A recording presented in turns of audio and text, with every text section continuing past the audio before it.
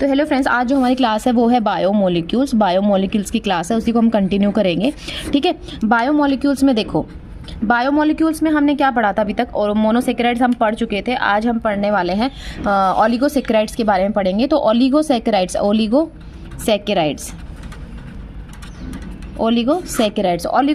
में हमने क्या पढ़ा था? देखो, ओलिगोसेकेराइड्स में हमने पढ़ा था जो किससे ज़्यादा मोर देन 1 शुगर यूनिट से मिलके बना हुआ हो। क्या बना हो?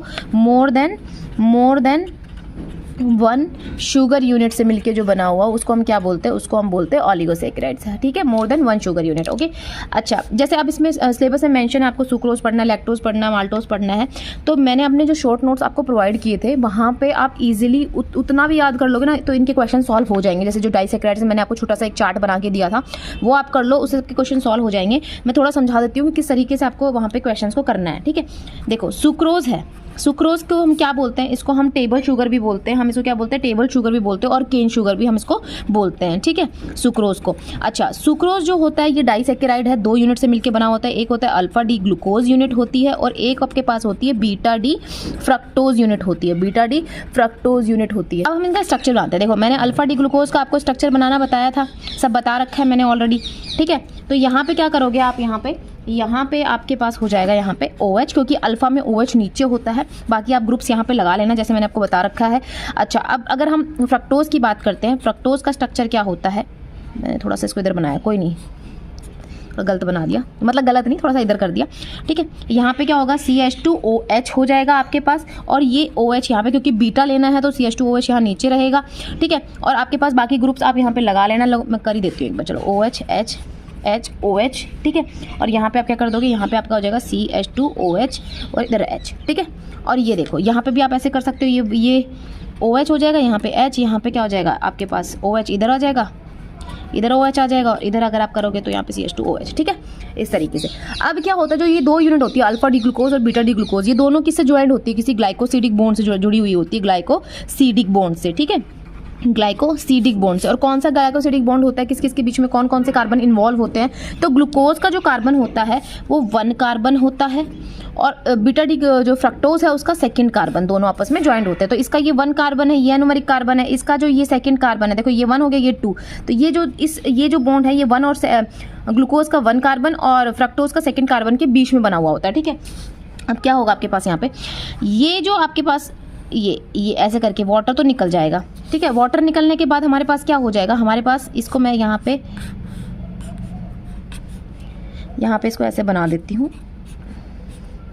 ठीक है, तो यहाँ पे जो बॉन्ड होगा वो इस तरीके से, ये बन गया बॉन्ड इनके बीच में। ठीक है, ये इनके बीच में बॉन्ड यहाँ पे बन गया। तो ये क्या हो गया? ये एक जो बॉन्ड बना है वो क्या, उस बॉन्ड को क्या बोलते हैं? हम इसको ग्लाइकोसिडिक बॉन्ड बोलते हैं, ग्लाइकोसिडिक लिंकेज बोलते हैं। और इस किस कार्बन के बीच में बनता है? ग्लूकोज के 1st कार्बन के बीच में, फ्रक्टोज के 2nd कार्बन के बीच में ये बॉन्ड बनता है। और देखो, मैंने आपको क्या बताया था कि जितने भी डाइसेकेराइड्स होते हैं सबके सब क्या होते हैं? रिड्यूसिंग इन नेचर होते हैं। लेकिन सुक्रोज जो होता है वो रिड्यूसिंग इन नेचर नहीं होता है, क्योंकि उसके अंदर कोई फ्री OH नहीं है। यहाँ पे जो OH था और यहाँ पे जो OH था वो दोनों क्या बॉन्ड में यूज हो गए, और यहाँ पे भी कोई फ्री OH नहीं है, यहाँ पे भी कोई फ्री OH नहीं है, इसीलिए क्या होता है? ये रिड्यूसिंग इन नेचर होता है। नेक्स्ट आपको एग्जांपल करा देती हूँ, मैं कराती हूँ माल्टोज का, आपको माल्टोज का। ठीक है, देखो, माल्टोज में आप ध्यान से देखना, इसका स्ट्रक्चर में क्या क्या इन्वॉल्व होता है माल्टोज में अगर हम बात करते हैं तो इसमें। ठीक है, इसमें क्या होता है? 2 अल्फा डी ग्लूकोज यूनिट क्या होती है? जुड़ी हुई थी। जो दोनों की दोनों जो ग्लूकोज यूनिट होती हैं वो अल्फा की ही होती है, और कौन सी होती है? अल्फा डी ग्लूकोज यूनिट्स होती हैं दोनों की दोनों। मतलब ये भी डाइसेकेराइड्स है, और 2 अल्फा डी ग्लूकोज यूनिट से मिलकर ये बना हुआ होता है। तो अगर हम इसके स्ट्रक्चर की बात करते हैं तो इसका स्ट्रक्चर कैसा हो जाएगा? देखो, एक अल्फा अगर हम डी ग्लूकोज का स्ट्रक्चर बनाए तो हमारे पास ये होता है। ठीक है, OH नीचे होता है। ठीक है, अगर दूसरा हम यहाँ पे स्ट्रक्चर बनाए अल्फा डी ग्लूकोज का, तो ये हो गया, यहाँ पे ये OH हो गया इधर। ठीक है, और इधर क्या हो गया हमारे पास? यहाँ पे OH हो गया, ये OH हो गया, इधर क्या हो गया हमारे पास? OH हो गया, और ऐसे करके CH2OH। यही होता है अल्फा डी ग्लूकोज का यूनिट का स्ट्रक्चर। ठीक है, इसको भी कंप्लीट कर लेना। अब इसके बीच में माल्टोज के बीच में बॉन्ड कैसे बनता है? माल्टोज के बीच में जो बॉन्ड बनता है वो याद रखना 1,4 ग्लाइकोसिडिक लिंकेज होती है। कौन सी होती है? 1,4 glycosidic linkage, 1,4 glycosidic linkage. Okay, तो 1,4 ग्लाइकोसिडिक लिंकेज होती है। अब 1,4 ग्लाइकोसिडिक लिंकेज है तो मतलब एक ग्लूकोज का फर्स्ट कार्बन और दूसरे ग्लूकोज का फोर्थ कार्बन के बीच में बॉन्ड है। देखो 1 2 3 4 और इसमें क्या है ये 1, तो यहाँ से क्या होगा ये निकल जाएगा और हमारे पास ये बॉन्ड किसके बीच में बन जाएगा, इस तरीके से बन जाएगा। इसको हम इस तरीके से दिखा सकते हैं, यहाँ से ये जो बॉन्ड है ये इस तरीके से हमारे पास यहाँ पे बन गया। ठीक है, ठीक है, ये इस तरीके से, तो ये बॉन्ड बन गया और यहाँ पे और। अब देखो यहाँ पे ये जो है ये ग्लाइकोसिडिक लिंकेज और कौन कौन से कार्बन में, इसका फर्स्ट कार्बन, इसका 4 कार्बन। ठीक है, अब यहाँ पे देखो ये OH क्या है, फ्री है। देखा आपने, ये जो OH है यहाँ पे एनोमरिक कार्बन पे, ये क्या है, फ्री है। इसीलिए हम बोलते हैं कि माल्टोज क्या होती है, रिड्यूसिंग इन नेचर होती है, क्योंकि इसके पास क्या होता है, फ्री OH होता है। ठीक है ना। अब मैंने जो आपको शॉर्ट नोट्स में बता रखा है कि सुक्रोज माल्टोज, उनका मैंने जो चार्ट बनवाया है कि आपको याद रखना है सुक्रोज में जो होता है क्या होता है, 1,2 ग्लाइकोसिडिक लिंकेज होती है। आपकी बात करें माल्टोज में तो ये 1,4 ग्लाइकोसिडिक लिंकेज होती है। और अगर हम बात करते हैं लैक्टोज में जिसको हम क्या बोलते हैं, लैक्टोज को मिल्क शुगर बोलते हैं, इसमें कौन सी लिंकेज होती है, इसमें भी हमारे पास 1,4 होती है। ठीक है, ग्लाइकोसिडिक लिंकेज। सुक्रोज किससे मिलता है, ग्लूकोज प्लस फ्रक्टोज से। ये ग्लूकोज प्लस ग्लूकोज से मिलके बना हुआ होता है और ये ग्लूकोज प्लस गैलेक्टोज से मिलके बनता है। ये मैंने आपको चार्ट वहाँ पे अच्छे से बनवा रखा है। अच्छा, अगर मान लो आपको इतना चार्ट याद है और पेपर में पूछ लिया जाए आपसे कि बताओ सुक्रोज के अंदर कौन सी लिंकेज होती है, वो दे देंगे आपके अंदर, वहाँ नहीं, वहाँ पे पूछ लेंगे कौन सी वो यूनिट से मिलके बना हुआ है, तो आप बोलोगे अल्फा डी ग्लूकोज, तो वहाँ पे ये इस फॉर्म में भी लिख के दे सकते हैं, अल्फा डी ग्लूको पायरेनोज, ऐसे लिख सकते हैं। ठीक है, पायरेनोज। अब वहाँ पे कंफ्यूज नहीं होना कि यहाँ पे ग्लूकोज नहीं है। देखो ये जो रिंग है, जो मैंने आपको स्ट्रक्चर समझाए थे कि कैसा स्ट्रक्चर शो करता है कैसे, तो मैंने कहा था पायरेनोज फॉर्म होती है, फ्यूरेनोज फॉर्म होती है, तो इसको जिसके अंदर ये जो 6 कार्बन है इसको हम क्या बोलेंगे, इसको हम पायरेनोज फॉर्म बोलते हैं। तो कई बार ये इसको इस तरह से लिख के दे देता है, अल्फा डी ग्लूकोज सिंपल ना लिख के अल्फा डी ग्लूको पायरेनोज।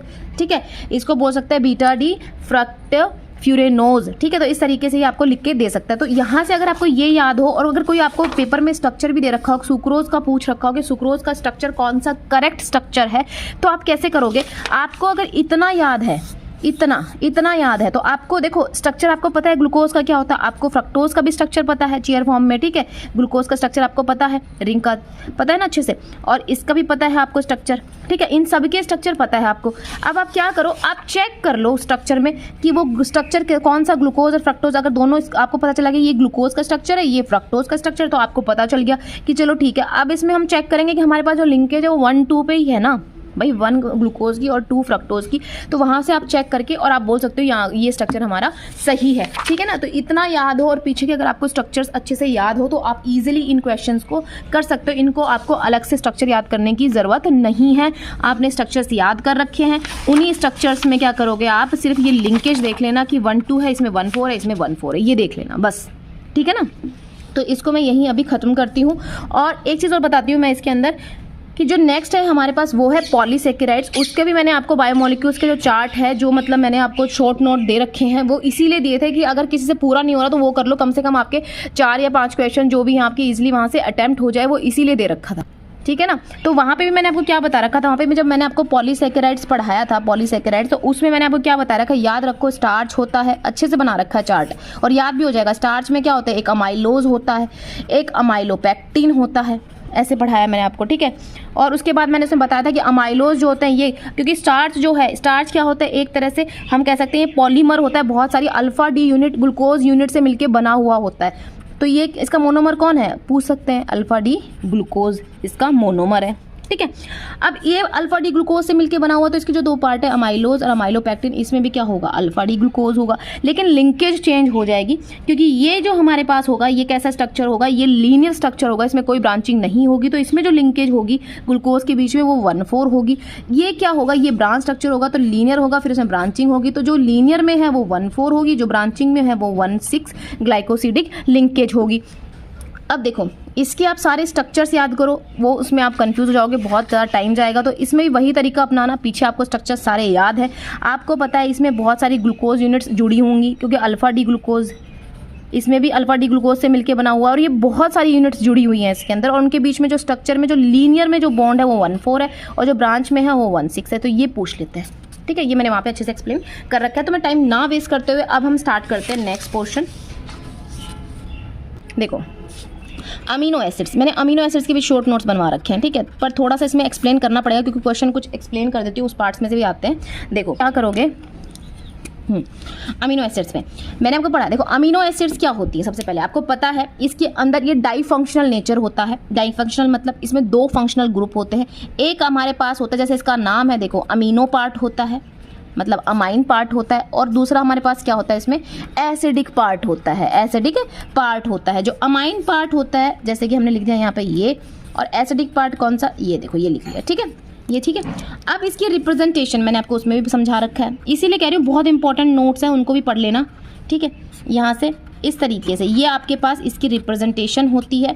यहाँ पे अमीनो पार्ट हो गया और यहाँ पे एक एसिड पार्ट हो गया, और एक ही कार्बन से क्या है ये जुड़े हुए होते हैं। याद रखना, अगर पीएच जब इनकी 7.2 के आसपास हो जाती है तो ये क्या जो होता है, ये कैसे बिहेव करेगा, ये हमेशा इनके बीच में एसिड बेस रिएक्शंस हो जाएंगी। कैसे, ये बेसिक पार्ट है, ये बेस की तरह बिहेव करेगा, और बेस क्या करता है, वो एब्स्ट्रैक्ट करता है हाइड्रोजन को एब्स्ट्रैक्ट कर लेता है ये। तो ये क्या करेगा, हाइड्रोजन एब्स्ट्रैक्ट हो जाएगा, तो यहाँ पे क्या बन जाएगा, NH3 पॉजिटिव, और हमारे पास RH, और यहाँ पे क्या हो जाएगा, ये देखो, मतलब डाईपोलर, 2 पोल, देखो इस पोल के ऊपर पॉजिटिव, इस पे नेगेटिव, डाईपोलर आयन आपका क्या कर रहा है, इसमें एग्जिस्ट कर रहा है, डाईपोलर आयन बन गया, डाईपोलर आयन, और इसी को हम क्या बोलते हैं, ज्वीटर आयन, ठीक है, इसको हम क्या बोलते हैं, ज्वीटर आयन होता है, ठीक है। अब देखो यहाँ पे ये जो R ग्रुप होता है, यहाँ पे देखो, अब ये जो R ग्रुप होता है, यहाँ पे NH3 पॉजिटिव, ये जो R ग्रुप लगा हुआ है यहाँ पे, ठीक है, ठीक है, ये जो R ग्रुप होता है यही आपका डिसाइड करता है कि वो किस तरह की अमीनो एसिड है, यही बताता है। जनरली देखते हैं तो हमारे पास कितनी अमीनो एसिड है, 20 अमीनो एसिड है, ठीक है, एसिड होती हैं, ठीक है। अब यहाँ पे देखो, यहाँ पे 20 अमीनो एसिड होती हैं यहाँ पे, और जो ये 2 फंक्शनल ग्रुप है ये सेपरेट हमेशा 1 कार्बन से होगी, ठीक है। लेकिन सिर्फ ये R के अंदर जो ग्रुप है वो चेंज होता रहेगा, और अमीनो एसिड्स के नाम चेंज होते रहेंगे। जैसे कि मैंने आपको बताया कि बेसिक अमीनो एसिड्स, मैंने वहाँ पे ट्रिक बता रखी है याद करने की, वहाँ से याद कर लेना, क्योंकि अभी मैं नहीं चाह रही कि यहाँ पे दोबारा उस चीज़ को रिपीट करूँ और टाइम वेस्ट करूँ। फिर भी मैं इसको एक्सप्लेन करते करते आपको समझाते हुए जा रही हूँ, यहाँ पे स्ट्रक्चर्स बता रही हूँ। देखो बेसिक अमीनो एसिड्स में तो क्योंकि स्ट्रक्चर्स यहाँ पे इंपॉर्टेंट है, स्ट्रक्चर्स पूछ ले जाते हैं। NH3 हो गया आपके पास, ठीक है। आपको क्या करना है, यहाँ पे ये जो R लगा हुआ है, R, इसकी जगह जब बेसिक अमीनो एसिड में आप याद रखो हॉल, ठीक है, ये हो जाएगा हिस्टाडीन, ये हो जाएगा आर्जिनिन, और ये हो जाएगा हमारे पास लाइसिन, ठीक है।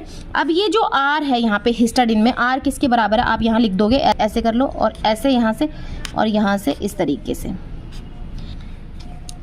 1 मिनट, ठीक है, इस तरीके से, और यहाँ पे NH, ये होता है। मतलब इसमें R को आप याद रखो, इसमें ये एक R ग्रुप आपके पास जुड़ा हुआ होता है, ठीक है,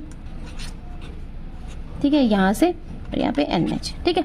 ये अगर हम आर्जिनिन की बात करें तो इस R की जगह पे, यहाँ पे जो R लगा था इसकी जगह पे क्या आ जाएगा, इसकी जगह पे आ जाएगा इस तरीके से NH3 पॉजिटिव, ठीक है। अगर हम बात करें लाइसिन की, ठीक है, ये क्या है हमारे पास, आर्जिनिन, ये क्या हो गया, हिस्टाडीन, ठीक है, लाइसिन, आर्जिनिन और हिस्टाडीन, ठीक है। उसमें क्या होगा, इसके अंदर जो R ग्रुप होगा वो आपके पास इस तरीके से हो जाएगा,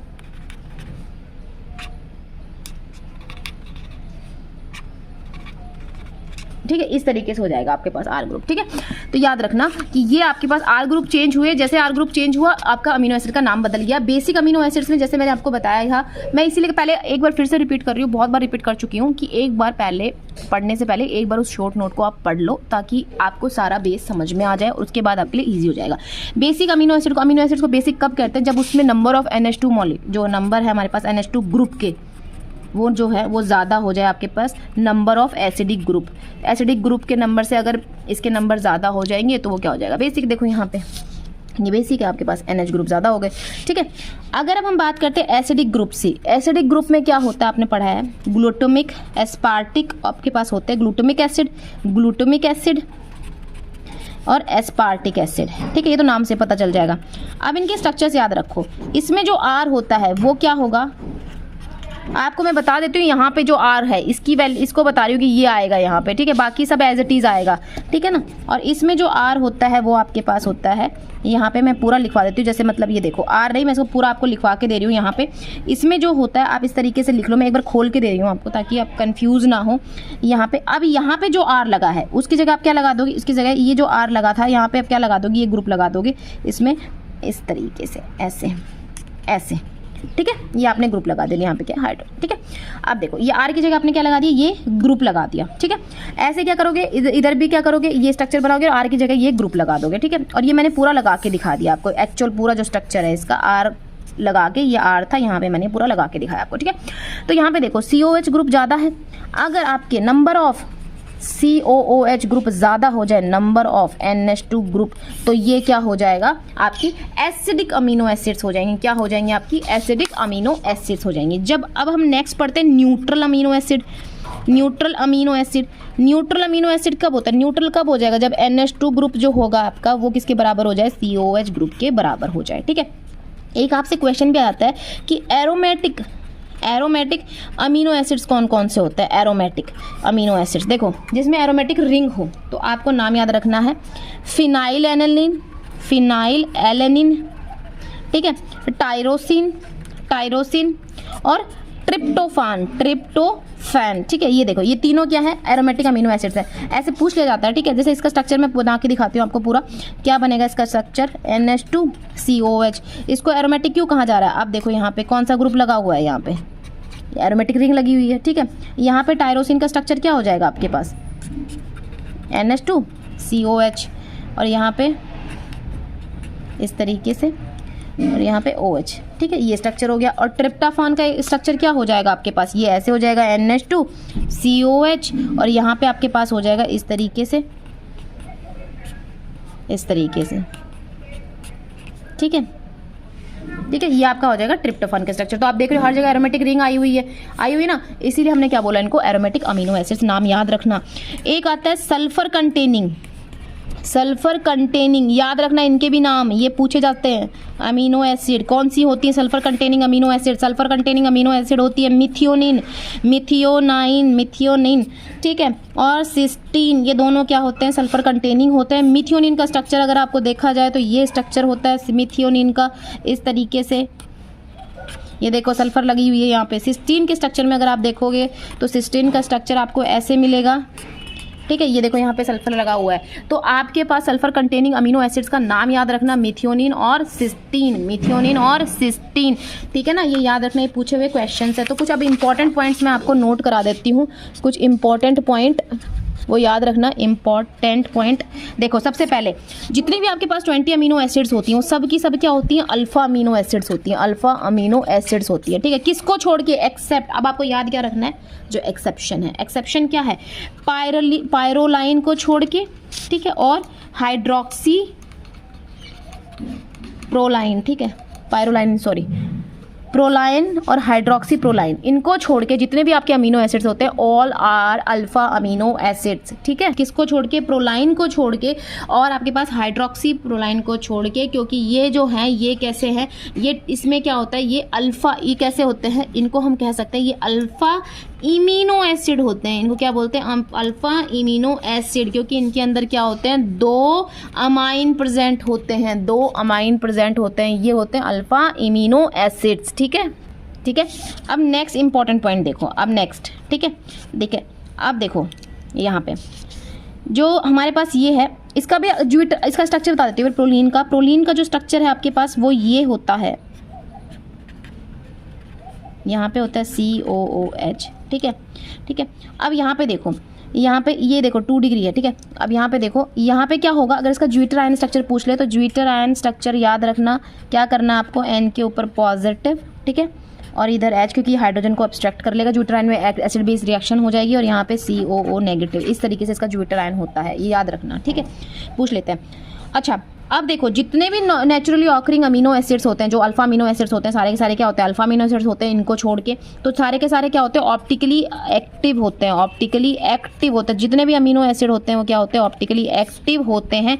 किसको छोड़ के, ग्लाइसिन को छोड़ के, क्योंकि ग्लाइसिन क्या होती है, ऑप्टिकली इनएक्टिव होती है। ठीक है, तो ये एक्सेप्शंस आपको याद रखने हैं। ग्लाइसिन का स्ट्रक्चर हमारे पास क्या होगा, NH2 COH H, ये आपके पास। ठीक है, यहाँ पे H आ जाता है यहाँ पे, क्योंकि यहाँ पे देखो अभी ये ऑप्टिकली इनएक्टिव कैसे, क्योंकि कार्बन है इसके ऊपर 2 सेम ग्रुप आ गए तो ऑप्टिकली इनएक्टिव, क्योंकि एक आयरल कार्बन हो गए। ठीक है, थर्ड पॉइंट आपको क्या याद रखना, जितने भी अमीनो एसिड होते हैं सबके अंदर कैसी कॉन्फ़िगरेशन होती है, S कॉन्फ़िगरेशन होती है। किसको छोड़ के, एक्सेप्ट किसको छोड़ के, सिस्टीन को छोड़ के, क्योंकि सिस्टीन के अंदर क्या होती है, R कॉन्फ़िगरेशन होती है। क्या होती है, R कॉन्फ़िगरेशन होती है। याद रखना क्या होती है, R कॉन्फ़िगरेशन इसमें होती है। ठीक है, फोर्थ पॉइंट देखो, जितने भी आपके नेचुरली ऑकरिंग अमीनो एसिड्स होते हैं सारे के सारे L अमीनो एसिड होते हैं। L अमीनो एसिड देखो क्या, जैसे मतलब क्या होगा इसमें, यहाँ पे इस तरीके से यहाँ पे NH2 है, यहाँ पे क्या है आपके पास, यहाँ पे आपके पास यहाँ पे हो गया COOH ले लो। ठीक है, यहाँ पे आपके पास हाइड्रोजन हो गया, यहाँ पे CH2OH हो गया। ठीक है, L में क्या होगा, आपका जो ये NH2 ग्रुप है ना वो किस साइड होगा, वो लेफ्ट साइड होगा। तो सभी अमीनो एसिड में NH2 लेफ्ट साइड होता है। ठीक है, तो जितने भी अमीनो एसिड वो क्या हो जाएंगे, सारे के सारे L अमीनो एसिड होते हैं। जहाँ पे NH2 लेफ्ट साइड में होगा तो उसको L बोल देंगे, अगर NH2 राइट साइड में होगा तो उसको हम क्या बोल देंगे, D बोल देंगे, अगर NH2 क्या हो, राइट साइड में प्रेजेंट हो। ठीक है, अब देखो नेक्स्ट पॉइंट, जैसे कि आपने पढ़ा था, यहाँ पे मैं लिखवा देती हूँ, जैसे कि आपने पढ़ा था, मैंने पढ़ाया था आपको ग्लूकोज में जो स्टैंडर्ड हम जो यूनिट लेके चलते हैं वहाँ पे वो होती है डी ग्लिसरल्डिहाइड होती है। ऐसे ही अमीनो एसिड में जो स्टैंडर्ड यूनिट लेके चलते हैं वो होती है L सीरीन को लेके चलते हैं, इसके बेसिस पे चलते हैं हम। ठीक है, उसका स्ट्रक्चर क्या है, देखो COH, ठीक है, NH2H CH2OH। ठीक है, ये है हमारे पास। तो यहाँ पे देखो ये किस तरफ है, लेफ्ट साइड में। इसको ऐसे लिख लो, चाहिए ऐसे लिख लो, मैं स्ट्रक्चर्स आपको शायद एक बार बताए भी हैं पीछे किसी क्लास में। ठीक है, तो अभी हम चलते हैं नेक्स्ट। ठीक है ना, अब देखो जो नेक्स्ट पॉइंट इंपॉर्टेंट पॉइंट है वो क्या हो जाएगा हमारे पास, मोस्ट बेसिक अमीनो एसिड्स। जो मोस्ट बेसिक अमीनो एसिड अगर आपसे कोई पूछ ले, बेसिक में कौन सी अमीनो एसिड थी, HAL। ठीक है, इनमें से सबसे बेसिक कौन होगी, तो याद रखना आर्जिनिन सबसे बेसिक अमीनो एसिड है।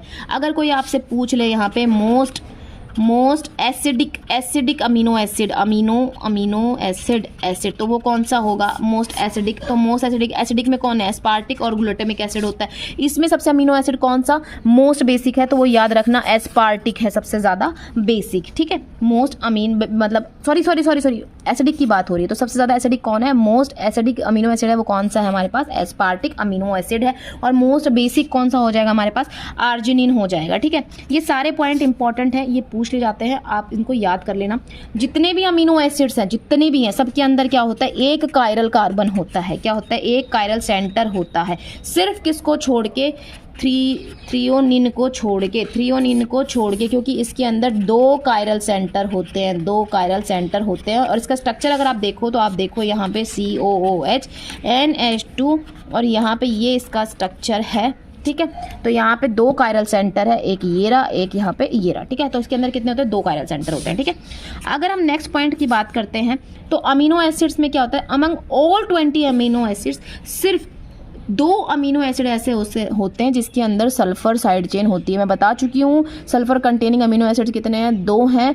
ठीक है, 20 अमीनो एसिड में से सिर्फ 2 सल्फर अमीनो एसिड ऐसे हैं जिनके अंदर सल्फर साइड चेन होती है। और वो कौन सी होती है, वो मिथियोनिन होता है और दूसरा हमारा सिस्टीन होता है। ये मैं लिखवा चुकी हूँ सल्फर वाला। ठीक है, वो भी आप इकट्ठा यही लिख लो। ठीक है ना, ठीक है। अब देखो, अब जब हम अमीनो एसिड पढ़ रहे हैं तो अमीनो एसिड के अंदर देखो, अब अमीनो एसिड में क्या क्या वो रिएक्शन शो करेगा, क्योंकि इसके अंदर क्या है, एक NH2 ग्रुप है और एक हमारे पास COOH ग्रुप है।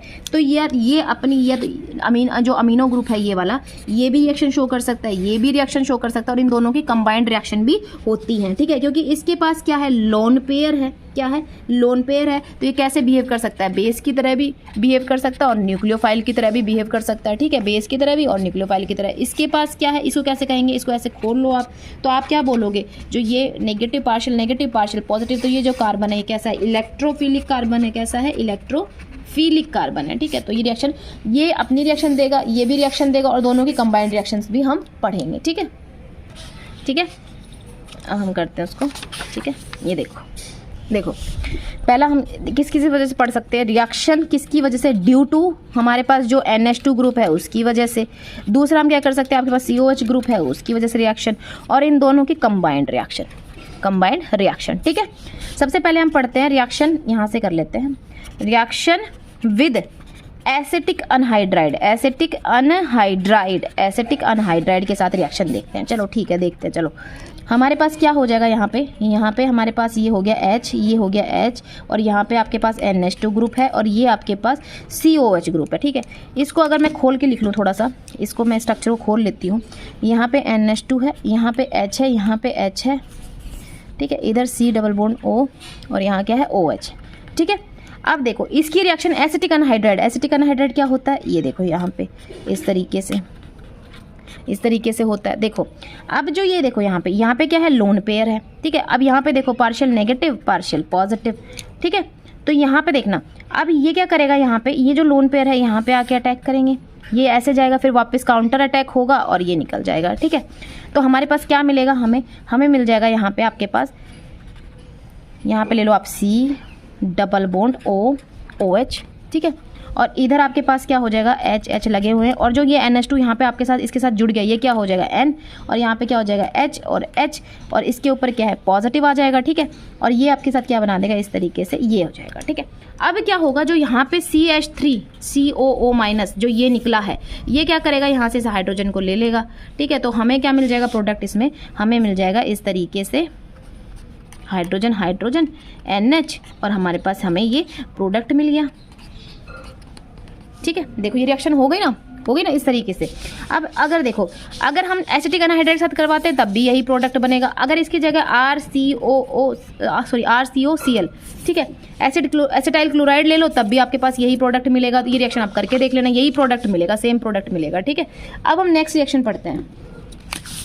देखो दूसरी रिएक्शन हम पढ़ेंगे रिएक्शन विद, ठीक है, अब यहाँ पे हम पढ़ेंगे, देखो ये अब पढ़ेंगे reaction due to acidic functional group की वजह से जो रिएक्शन होगी वो हम पढ़ते हैं। रिएक्शन विद बेरियम हाइड्रोक्साइड के साथ हम रिएक्शन पढ़ते हैं, हाइड्रोक्साइड के साथ। ठीक है, तो अब ये क्या है, बेस है। ठीक है, तो अब हम पढ़ेंगे एसिडिक ग्रुप की वजह से रिएक्शन। ठीक है, तो ये देखो आपने वही लिख ली, अमीनो एसिड्स खोल लेते हैं यहीं पे। ठीक है, ये आपने लिखा अमीनो एसिड CH3। ठीक है, अब देखो यहाँ पे CH3 लग गया ना, R चेंज हो गया, तो क्या कौन सा है, एलेनिन है। ठीक है, अच्छा अब देखो बेरियम हाइड्रोक्साइड के साथ जब इसकी रिएक्शन कराओगे तो हमें क्या होगा, यहाँ पे क्या हो जाएगा, CO2 निकल जाएगा, आपका डीकार्बोक्सिलेशन हो जाएगा, CO2 निकल जाएगा, और आपके पास जो प्रोडक्ट बन जाएगा वो CH3 CH2 NH2 हो जाएगा। ठीक है, CH3 CH2 NH2 बन जाएगा, और यहाँ से CO2 आपका सॉरी निकल जाएगा। ठीक है, नेक्स्ट रिएक्शन कराते हैं, रिएक्शन ड्यू टू दोनों ग्रुप कंबाइंड इफेक्ट की वजह से, जो कंबाइंड जो है उसकी वजह से देखेंगे, NH2 की वजह से भी और COH की वजह से भी। ठीक है, वो क्या होगा, देखो जब किसी भी अल्फा अमीनो एसिड को हम हीट करते हैं, ठीक है, हमारे पास हमने ले ली अल्फा ले ली NH2। ठीक है, यहाँ पे OH, इधर क्या है हमारे पास डबल बॉन्ड O, ऐसे खोल के लिख लिया। ठीक है, यहाँ पे हमने सेम ले लिया, यहाँ पे भी डबल बॉन्ड O, और यहाँ पे क्या हो गया हमारे पास OH हो गया, इधर क्या हो गया NH2 हो गया, और इधर क्या होगा R होगा। ठीक है, अब क्या होगा, यहाँ पे भी लोन पेयर, अब क्या होगा, कैसे रिएक्शन होगी इसमें, ये लोन पेयर के साथ ये यहाँ पे, क्योंकि ये कार्बन क्या है, इलेक्ट्रोफिलिक कार्बन है। कैसा कार्बन है, इलेक्ट्रोफिलिक कार्बन है। यहाँ पे नहीं, यहाँ पे मैं क्या कर रही हूँ, सॉरी, ये इलेक्ट्रोफिलिक कार्बन है आपके पास, तो ये जो यहाँ पे है ये क्या करेगा, इस पे अटैक करेंगे। ठीक है, यहाँ पे अब उसके बाद क्या होगा, यहाँ से हमारे पास जो ये OH ग्रुप है, यहाँ से ये क्या करेगा, इधर से इसके अंदर ये ऐसे हो जाएगा। अच्छा अब देखो यहाँ पे एक बार समझना ध्यान से, यहाँ पे ये जो हमारे पास ये है, ये कहाँ अटैक करेगा, ये यहाँ अटैक करेगा। ठीक है, और आपके पास फिर क्या होगा, ये यहाँ हो जाएगा, फिर वो काउंटर अटैक होगी, ये निकल जाएगा। इसमें भी ऐसे होगा, आपके पास काउंटर अटैक होगा। ठीक है, तो काउंटर अटैक होगा, फिर आपके पास ये निकल जाएगा। अब यहाँ पे क्या बना, ओवरऑल हमारे पास जो हीट करने के बाद, जब इसको हीट किया तब ये रिएक्शन हो रही है, तब हमारे पास क्या मिल गया, यहाँ पे देखो ये ऐसे, ये वाला बॉन्ड, यहाँ पे देखो NH दिख रहा है क्या, एक मिनट, यहाँ पे क्या है NH हो गया। ठीक है, अब देखो यहाँ किससे जुड़ा हुआ है, कौन से कार्बन से, इस कार्बन से, और इस पे क्या है, ऑक्सीजन है। फिर ये देखो बॉन्ड यहाँ हो गया, फिर यहाँ पे किससे जुड़ा हुआ है, ये इस कार्बन से जुड़ा हुआ है, ये कार्बन है, इसके साथ क्या लगा हुआ है, R लगा हुआ है। ठीक है, और ये किस जुड़ा हुआ है, NH के साथ। ठीक है, ये देखो इस तरीके से। ठीक है, यहाँ पे क्या लगा हुआ है, R ग्रुप लगा हुआ है, तो हमें क्या मिल जाएगा, ये मिल जाएगा, इसको बोलते हैं 2,5 डाइकीटो पिप्राजीन, 2,5 डाई कीटो पिप्राजीन। तो ये नाम याद रख लेना, बस ये याद रख लेना, ठीक है, ये याद रख लेना। और याद रखना जब भी इसको कॉपर सॉल्ट की प्रेजेंस में कराते हैं तो ये ब्लू कलर का कॉम्प्लेक्स बनाता है, ठीक है।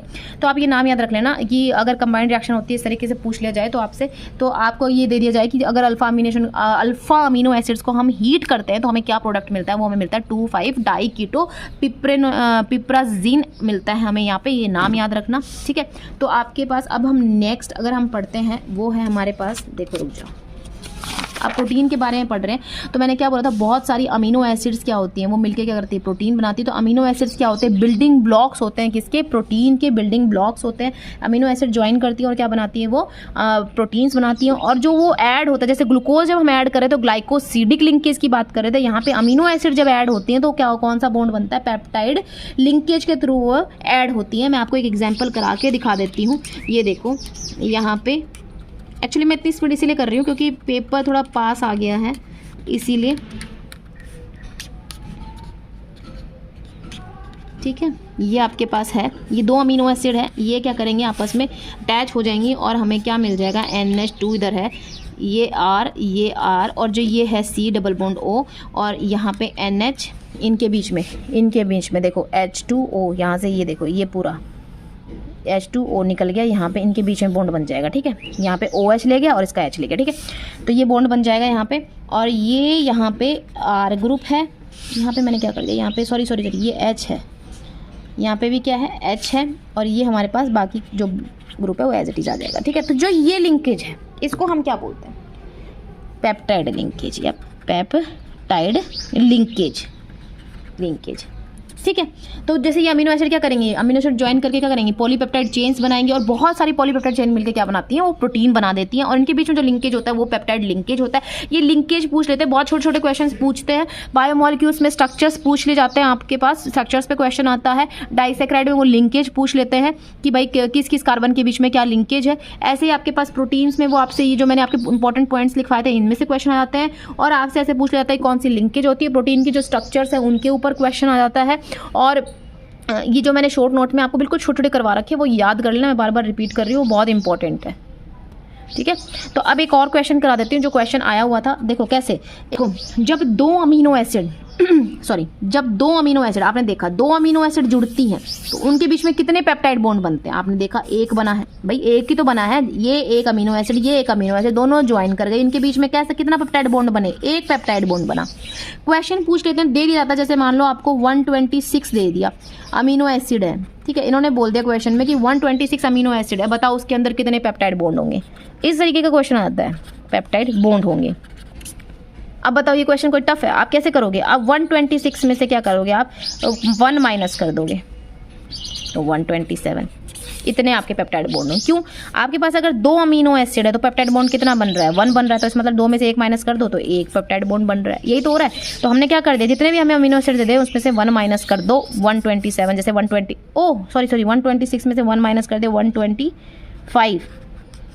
125, ठीक है, ये आपके पास हमें मिल गए। तो आप इस तरीके के क्वेश्चन आते हैं, और इस तरीके के क्वेश्चन आपको अगर बेसिक्स आते हैं आप सॉल्व कर लोगे, ज़्यादा टफ क्वेश्चंस नहीं आते हैं, बहुत बेसिक वाले ही क्वेश्चन आते हैं कि आप देखो और क्वेश्चन को आंसर को टिक कर दो, ठीक है।